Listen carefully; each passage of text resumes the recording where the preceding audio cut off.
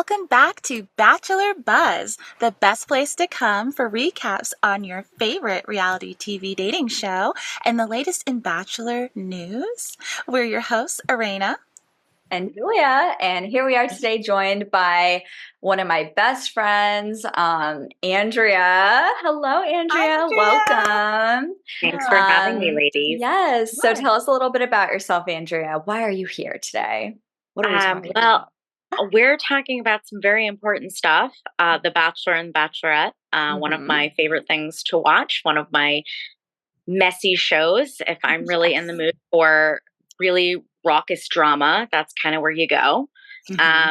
Just like if you want to watch a bunch of hot people in a room at once, yes, that's why I watch it personally. Absolutely. And today, actually, we have a special episode. It is Pride Month. Happy Pride, everyone, to our viewers. Yes. And another thing that's special is that, Andrea, you're going to talk to us as someone who's queer, right? I am. I'm a part of the LGBTQIA plus community, and I'm happy to be a part of that community. I do not speak for everyone, and that is my disclaimer. Of course. Yes. And we definitely don't speak for anyone either. No. But we think this is like an important conversation to have during Pride. So we just want to kick it off.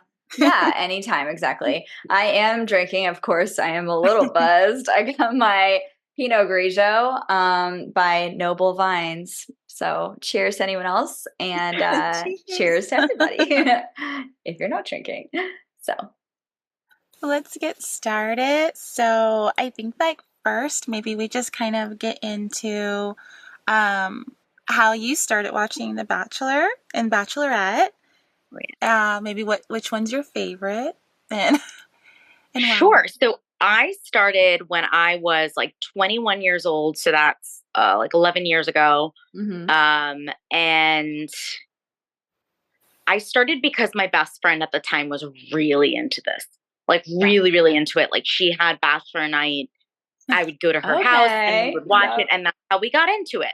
And so I was watching around the time that like Caitlin Bristow was the Bachelorette, and I have to be honest with you, I had a crush on her, right? So like I knew a long time ago that this is who I was, and I had a big I love her. Actually, like our viewers know that I also got into The Bachelor because of Caitlin's season. That's when I got into it. So. Oh my gosh, look at that. I know. She was just very real. She's so awesome. Yeah. She didn't like, she was like wild, but also had a, a good head on her shoulders. But yeah, I think she's hot, so I agree with you. She's way hot. And I mean, I watched multiple seasons of The Bachelor as well. Obviously, I just watched the most recent one with the cutie Joey. Adorable.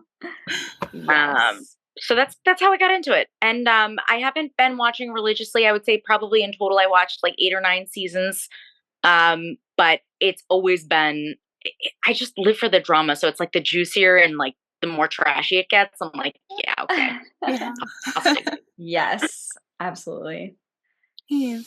So I think like one of the biggest questions that we really want to dive into is basically how do we feel that The Bachelor, or are they representing LGBTQIA plus, or are they not? And I mean, no, they're not, but let's answer that one right away.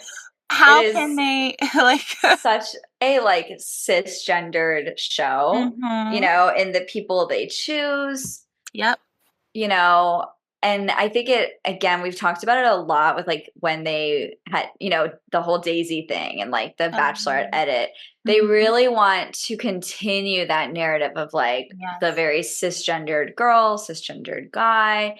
And I just feel like it's not really changing. No. Do you guys see any signs of it changing? No, because it's an example of that, how she, like you said with Daisy. I love Daisy, and we've talked about this. We both love Daisy. She just wasn't right for Joey, wasn't right for her.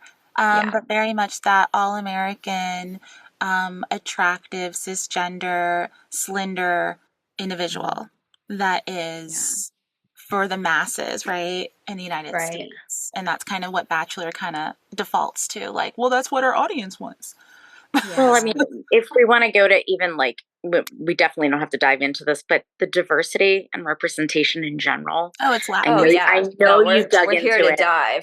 We got our suits on. We're ready. I know you've dug into it because I've listened to other episodes of your podcast. So I know that this is something that's a present of mine for both of you. Yeah. They're not really concerned with that overall, right? And on the one hand, it's commercial. It's there to make money. It's there to bring in viewership, and they have a target audience. And I'm not their target audience, okay? And that's okay. There's nothing wrong with that. But I think there probably is a community out there that would love to see a gay bachelor. I'd love to see a gay bachelor. I would eat it up. Yes. It would probably be the most entertaining thing on television. Yes. And it's not like it hasn't been done before. Like in Australia, you guys know I'm literally an Australia file. Like I'm becoming that. So in Australia though, their Bachelor Nation does include they had one season where a woman was bisexual and she had both men and women vying for her heart. It was Brooke. So it's like in other countries they've made it work and they're successful. I mean, they're doing well. That show is very popular in Australia, and other countries. Like other shows are pushing the limit. I mean, we watched Ultimatum, Queer Love, right? We did watch The Ultimatum. And what can I? All right. So my through line here is I'm going to take a little case study. Let's talk about The Ultimatum, Queer Love. We'll talk about Are You the One where everyone's pansexual and it's a shit show from the beginning to the end. Yeah. And then when the OG, what started it all for me was A Shot at Love with Tila Tequila. Okay? Yes. Listen, oh my God. The messiest. The trifecta. But when you have, I hate this, but like the way they're representing queer relationships, queer dating, queer hookups, all of that is just shrouded in drama and BS. Yeah. And I think that's the stigma that these shows create. Promiscuity. Yes. That's a great point. Yeah. Well, a little bit less so with The Ultimatum. I would say The Ultimatum, I think, is absolutely the only one that did it right. You know, as far as American shows, I don't know. I mean, is it even an American show? I guess it is, or whatever. Not Australian, or British. But like, The Ultimatum, I think, did it right. They respected the stories pretty well. What do you think? You know what? I think it was really realistic, and I remember having like pretty in-depth conversations with you during it because that's a community that I'm very familiar with, and so I never fit in with lesbians. It's just there is a stigma for people who are dating and attracted to both genders, and that's a whole other type of thing. But I am very accustomed to lesbian dating, what that looks like. There's not a ton of promiscuity in that community. From my experience with them, there's not. And so in that show, there wasn't a lot of promiscuity. Like they were really taking their commitments to these other women very seriously. Very seriously. And a lot of them in the end ended up matching back up. So, or matching back up, getting back together, whatever you want to call it. So I really enjoyed that. I thought it was very real. The way they were talking about those things, I thought it was very real. And they like totally slut shamed that one girl, which like kind of drove me nuts because I was like, that's ridiculous. Okay. But yeah, I think there's like a stigma across the board. I think they're creating a type. Yeah. So it could be interesting to do that here. Bachelor, let's look at Bachelor Nation though. Like the franchise is pretty conservative. I mean, we have the fantasy suite, or as Zach likes to call it, sex night. That is definitely promiscuous. And like, of course, the idea of like kissing a lot of people all the time. But like, I think they're pretty conservative. What do you think?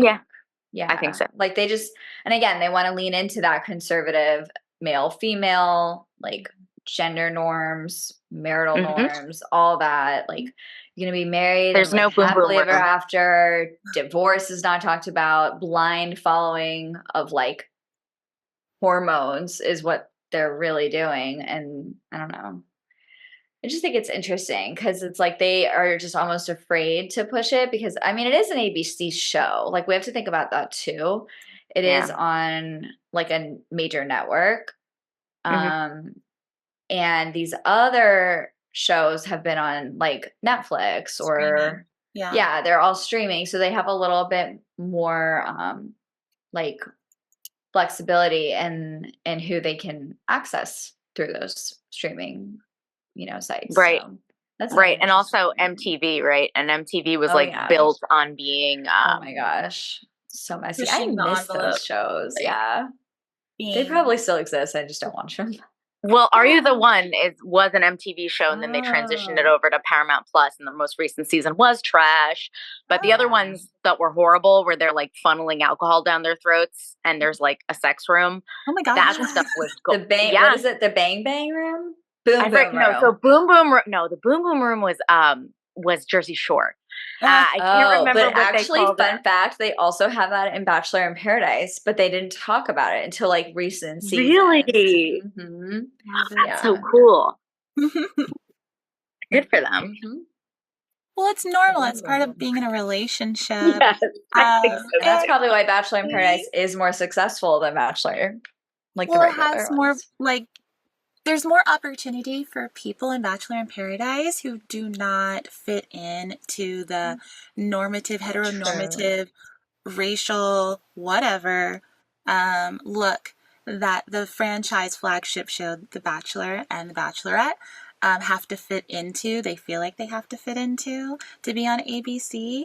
But then Bachelor in Paradise is on ABC, and yet we have seen a couple, 2 women getting engaged in season 6, right? Which we're gonna that was really the only representation of LGBTQIA in Bachelor Nation. So it was Demi Burnett who brought on her ex.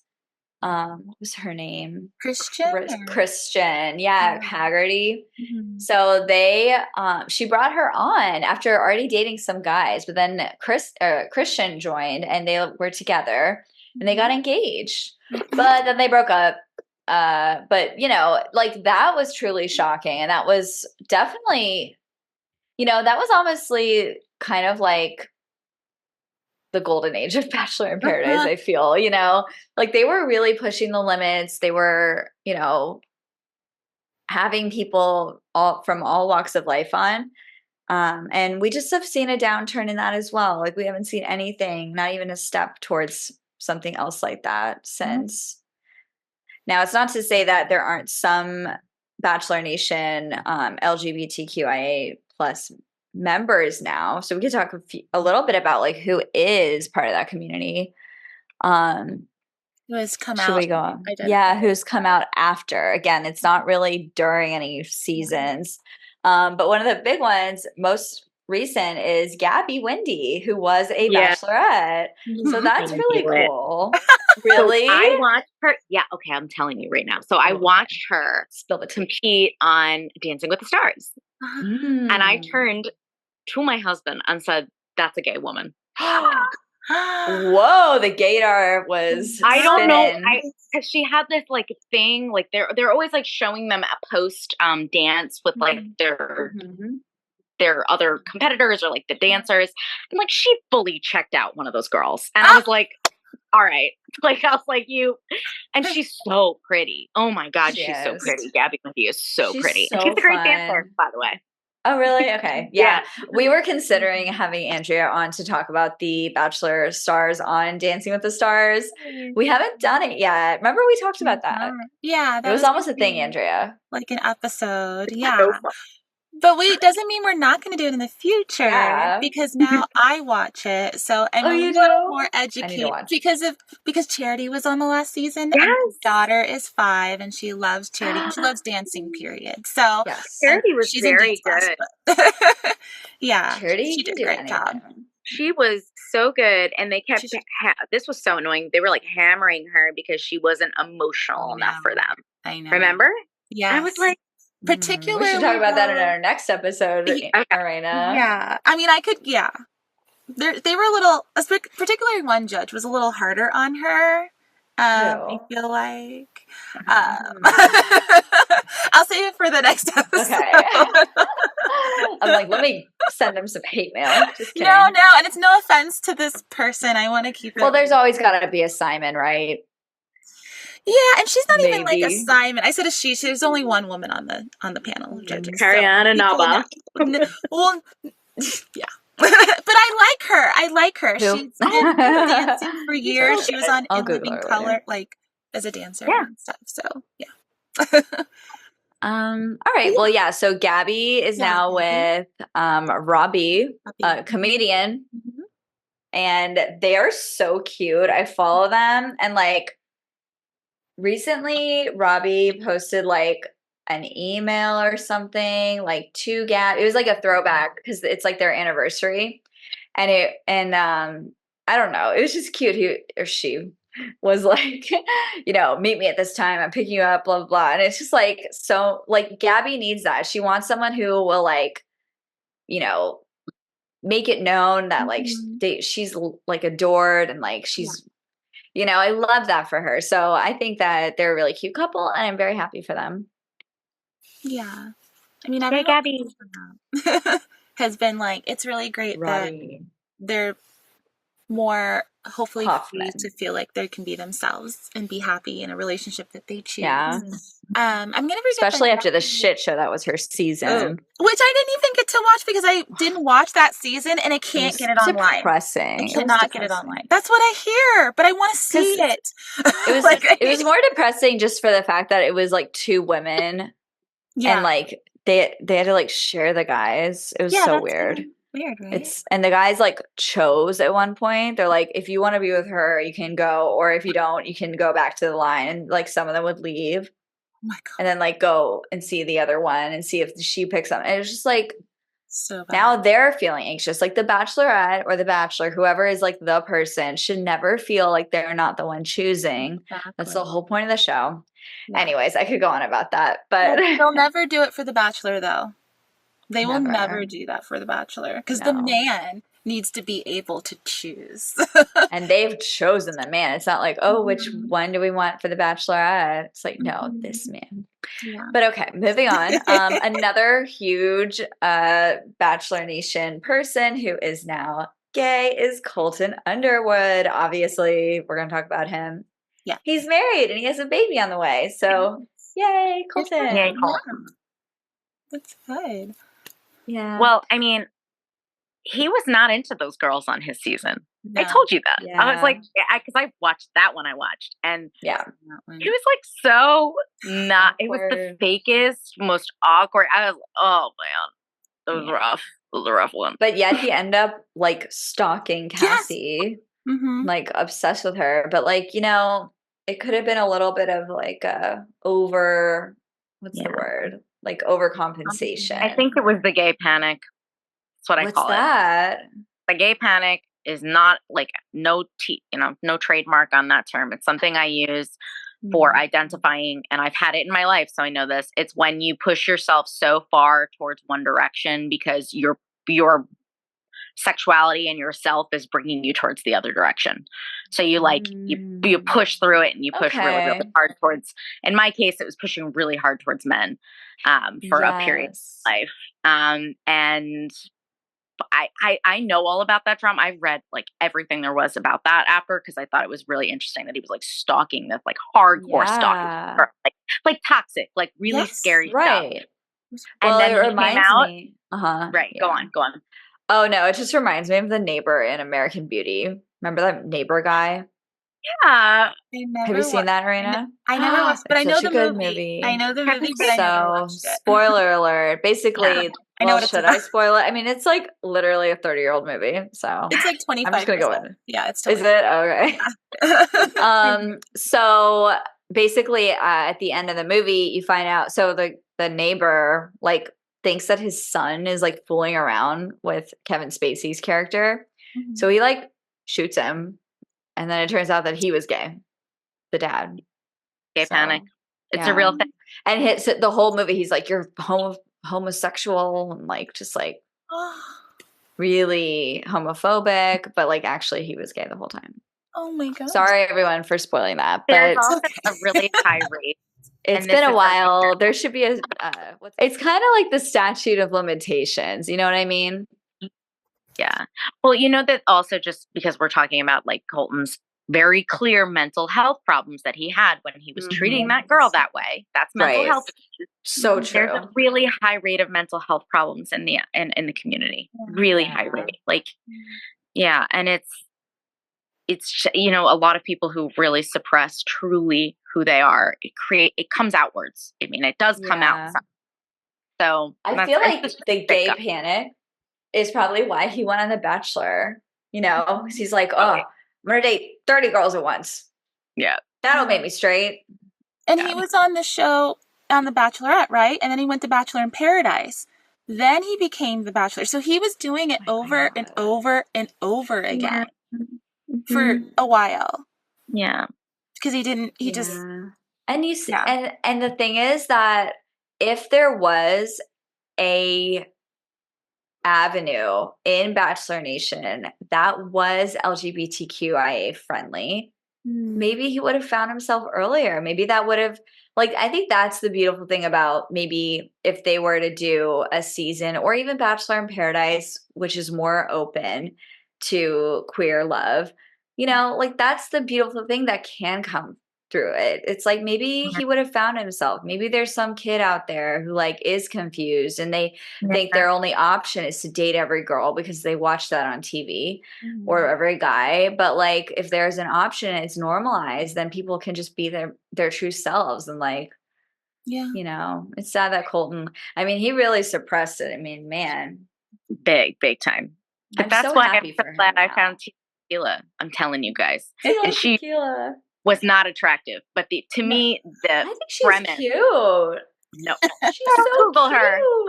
Google her right now. I mean, she's a little bonkers now. I mean, that's politically, but no, she's so cute. Tequila. She, to me, first of all, she had a very cute look back then, but now she's all plastic. That's just not the way I roll.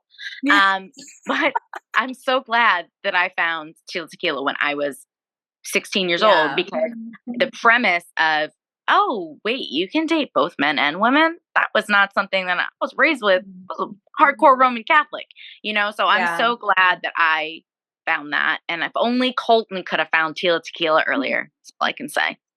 Yeah. But yeah, we're super happy for him. Okay. Should I keep going down the list? Sure. Well, let's kind of pick and choose major people. One that I think is interesting. Well, there's only two more really that I wanted to talk about. One person that's pretty interesting, Becca Tilley. So she is now in a relationship with Kaylee Kiyoko. And do you know who that is? For a while. Haley Kiyoko. Yeah, I know who she is. Who is it? I don't know. She's a singer, isn't she? She's an artist. She's a singer, and she sings. I will send you some music from her. It's all really gay. So I will send. I'll send it to you. Yeah. Yeah. Well, they're in love. They're really cute. They've been together for a while too. Yeah, it's been a few years. But Becca does not identify as a lesbian. She just doesn't want to label herself. So that was kind of interesting too. It's excellent. Yeah, I don't know if that's common nowadays. Are people just rejecting the label in general, or would you? I think there's always. Well, yes and no. I think there's more openness now to not labeling yourself. You can be a part of the community without saying I'm gay, I'm a lesbian. You can just say I'm queer. Or, I'm open, or the big one people use is more of a technical term of pansexual, right? You're attracted to everybody. Yeah. So there is more openness to it now. It's a good point. Yeah. So that is someone else in the nation who is and queer. She was she on Ben's season? Which season did she come from? I don't remember. I recognize her face though. I want to say Ben, 2016, 2015. I don't remember. Why is this so hard for me to find? Some time back, because I feel like she got to the top 6.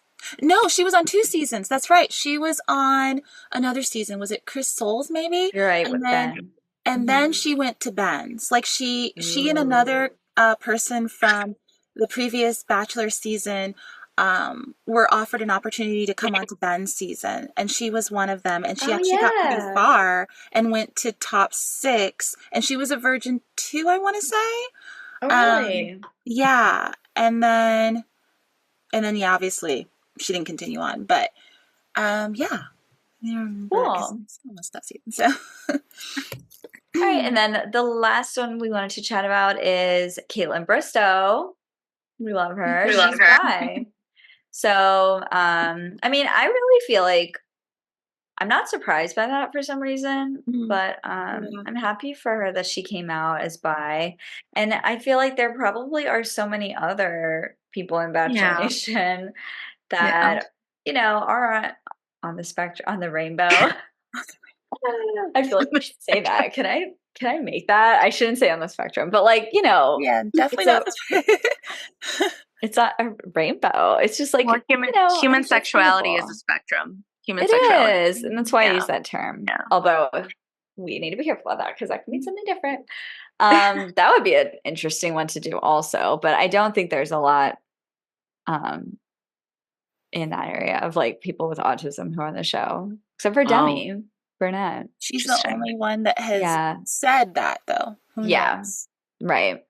Who else? But yeah. But I also actually wanted to mention one more person who people may not remember, and also I'm mentioning her because she's African American. So then there's a little something else there too with her. Jasmine Good was on Nick Viall's season of The Bachelor, and she has been in a relationship with her girlfriend for, a while now. I want to say 4 years maybe. And she's currently on The Valley, that new show on Bravo. Her. Yeah. So she came out, and I think she may be bisexual. I don't remember. I don't think she's lesbian. I don't think she identifies as lesbian. I'm not sure, but she came out as well. So there are a multitude of people, but those are just some people that have come out, though. Yeah. So what do we think about like the future of Bachelor? Like oh wait, Arena, you gotta tell us, what did Chris Harrison say when he was asked? We have to talk about that. I found this article online, and it was, I'm gonna read it not the article, but what he said verbatim. From this, there was something. It was, let's see. So this was a while ago. Obviously, he's no longer the host. Unceremoniously left in 2021. We will get into why in another episode. When asked in a 2014 New York Times Magazine interview if there should be a gay bachelor, Chris Harrison, the franchise's former host, responded, "The question is it a good business decision? I just spoke at USC the other night, and I explained it like this. Look, if you've been making pizzas for 12 years and you've made millions of dollars and everybody loves your pizzas, and someone comes and says, hey, you should make hamburgers. Why? I have a great business model, and I don't know if hamburgers are going to sell." When was that? He said that?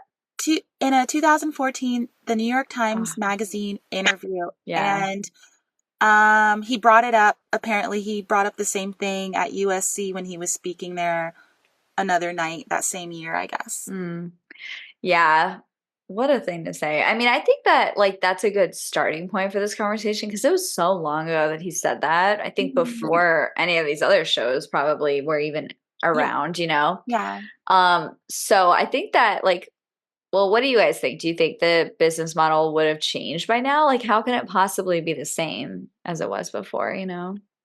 The world has changed. And when when your consumers have changed and they're more open-minded, you actually have a capacity to reach more consumers. And if you do shift and change your business model, and here's the thing, it's a season, okay? Yeah. If you do a season and it bombs and no one watches it, whatever. But I doubt it would bomb in 2024. I doubt it. And I mean, they need to start thinking about it if they're not already, because like, I mean, we're in our 30s, we watch it, you know, but like most people on it are in their 20s. And then in 5-10 years, these people are all Gen Z people. You know, if they want anybody to be on the show, nonetheless watching, they need to like get with the times, you know? because I really feel like they're just missing out on a huge demographic and a huge like just movement towards acceptance. You know, if they would just do that, they would do so well. I feel like it would be so good, but then they would lose all of their conservative Well, that's the people. That's what thing they're scared of. too. Like they are scared to lose that conservative fan base that Mhm. basically I think skews older and obviously comes from a certain background. Yeah. And that has been their excuse all this time. But apparently, and I don't remember if it was ABC Upfronts last year, maybe it was, but I think people were asking about I guess Golden Bachelor and everything, and they had just come out with Golden Bachelor and it was like a success so quickly. But Mhm. one of the executive producers or showrunners for the Bachelor franchise said something like, well, he didn't say it straight out, but he indicated that perhaps there would be a gay bachelor in the future. But Ooh. but it's not like we've heard anything about like who they're choosing or when this is happening because the Yeah, Golden Bachelor, if you keep that in mind, that took them years to it come to did. fruition. They had the idea years ago and it took so long for it to You know what we happen. need to watch for? Remember we would get those like little ads, you know, they still do it now where it's like, is your boyfriend a loser? You know, casting now, Yeah. email bachelor casting or whatever. Like we need to start watching for those because they would Mhm. say like, They do do. you have an older like person that you know would be Yeah. great for your bachelor? Like Yeah. they were doing that and Yeah. everyone was like, is this a joke or is it Yeah. real?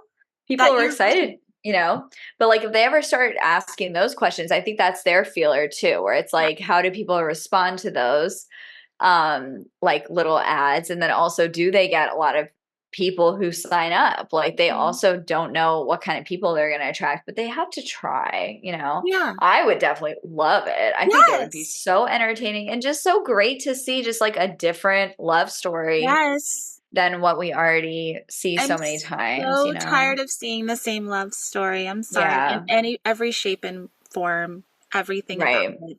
It's lovely. Love is love. Yay, I love love. But can I just see something different? Can I see things that I see in my own world? I see of my friends. I see of like when it comes to other things like that I've experienced, like it would just be nice and feel like, oh, so I matter and I exist in this world. And Mhm. for the young people, like when you were saying, like with Tia Tequila, like that for someone to see that, that's going to make such a big difference in their lives and for them to feel Yeah, seen and feel like, oh, that person's like me. So, like, I'm not alone. And that's so yeah, important. It would just be really nice. I can't wait. I hope they do it. But I will say, I yeah. think that when they do, they will pick someone who they feel like will be less of a shock, maybe, Yep. to, Yep. Yep. yes. Like cisgender. Yes. Yeah. Yes. It will be Oh yeah. someone, a Yeah. guy that's like very, like, oh, he seems super straight or something like, Like a regardless. Colton, you Yes, know? it'll be Yes. like a Colton. Yeah, Yeah. I don't think they're gonna. I mean, trans is a whole nother Oh my gosh. question. I Can we don't think please talk about they're. that too? A Yeah, little of bit, course. like just As you know, one of my favorite shows, Married at First Sight. UK, not Australia, but UK had a trans person on their last season of Married at First Sight, and it was done really well. I mean, the person was open about her story and how she identified, and like she got matched with a pansexual partner. It didn't Right. work out. Their relationship didn't work out. But the crazy thing, spoiler, she stole a husband from another girl. So okay, girl. Good got for it. you, And girl. I just loved that. I was like, yes, like that is the definition of just like normalizing it. Like the guy that she paired with was just like enamored with her. They did not end up together in the long run, but it was definitely a better love story than just watching two people that are assumed to be great because one's pansexual. Like, not just, you know, just because you're pansexual doesn't mean you like vibe with one person just because they're trans. So like, imagine if she went on a show and it was a bunch of guys who maybe even aren't pansexual, they're just guys, like just normalizing that, just open, having people who are open and just like really finding true love, like would have been great. So anyways, that's my 2 cents about having a trans person. Like that's definitely pushing the limit. I don't think Bachelor Nation is going to do it anytime soon, but it can be done, and I would love to see that. I think that's part of it. I love to see it all, honestly. It's so fun when you can identify with the people that are on screen too. It like adds a whole new level of like watching TV. Yeah. Julia knows I'm a Survivor nut. Okay, so reality television. sorry, Julia. Survivor. Okay. Survivor is amazing. Let's talk about queers on Survivor for 2 seconds. Yeah, sure. So the LGBTQIA plus community on Survivor is on fire. For the past, the last 6 seasons, they really went far in that direction. Really? That's cool. Yeah. One of the seasons, there was something like 60-something% of them were queer. So it was really, but they didn't sit and talk about it. They just were. No, they just and were. that was just so cool because I read an article after about it because there was like an outwardly gay man, right? Like we knew he was gay, but like there were a bunch of women that were married to women. And it was just, for me, awesome. And to be able to see that on The Bachelor would be even more awesome at some point. Yeah. And if they can do it on another network television show on CBS, then why can't it be done on ABC with The Bachelor? You bet. I hate to say it, but maybe it's because the current fans, maybe they would have like vitriol and backlash, They probably would, but who cares? People flipped out. Yeah. I mean, there's still people out there who are like, I'm not watching if Chris Harrison's not hosting. Like, Chris Harrison. God, he's not hosting. Yeah, really. I mean, okay. See, those are the fan base that they're like holding on to, and really they need to be like, maybe we don't need those people. Yeah. Maybe we want people who like are actually excited about love and like open and happy and want to like see people shine, whoever they are. So. Yeah. I would love that too. And I don't think, like you were saying, I don't think it's going to happen anytime soon.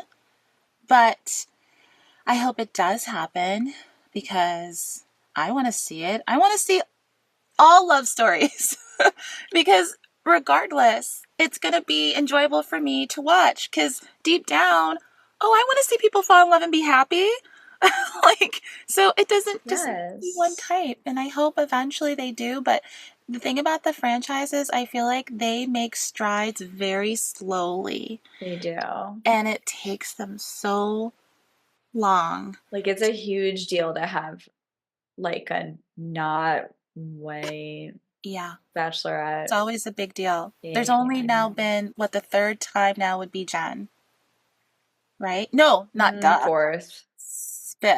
Fifth, yeah. Tasia. So Rachel. Yeah, but it's always either like Caucasian or African American. Yeah, they haven't gone outside of those demographics. And I'm glad that they are starting to do that. Finally. Finally. By accident, but finally. She was like the third choice. And everyone likes to make it known that. And it's like annoying. I wish they'd stop saying that. Yeah. But, so it takes them so long. So if it took them this long to even switch up who the Bachelorette is, and obviously it's been more diversity in terms of race on the Bachelorette side than the Bachelor side. We've only had one person on the Bachelor side. Well, two technically, but it's just, it takes so long. So that's why it's like, so when is there going to be a gay bachelor or lesbian bachelorette or someone who's bi or, whatever, just anyone else. I mean, then we had Golden Bachelor, they're doing different ages, which is good, they're like slowly, they're like slowly pushing the limits. But when they do the different ages now, I'm going to pick on it. But like the Golden Bachelor like failed. So. Oh.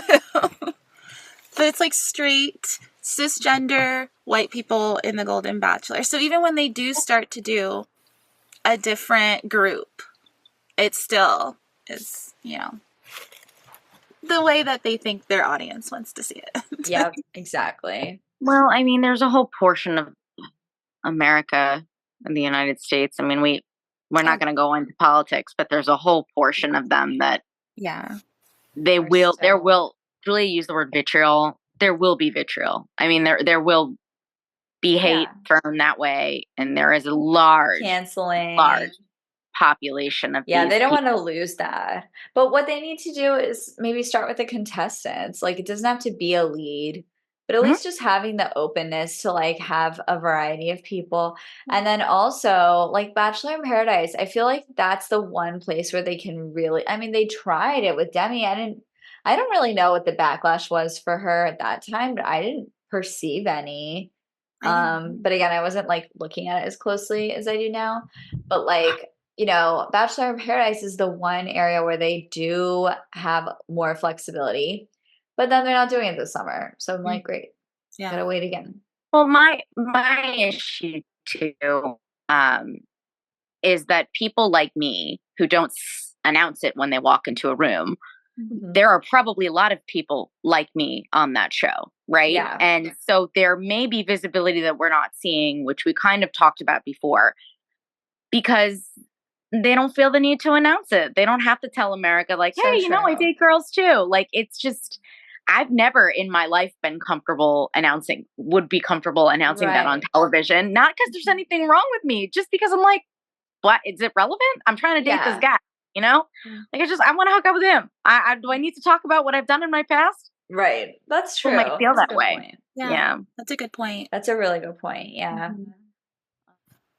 I would be I just like really would be curious to see what would happen if we just had a couple people who are, just queer or just open to it, like on as contestants, and like just seeing if they find love. If not, like maybe they could be, the next lead. I just feel like it needs to happen organically.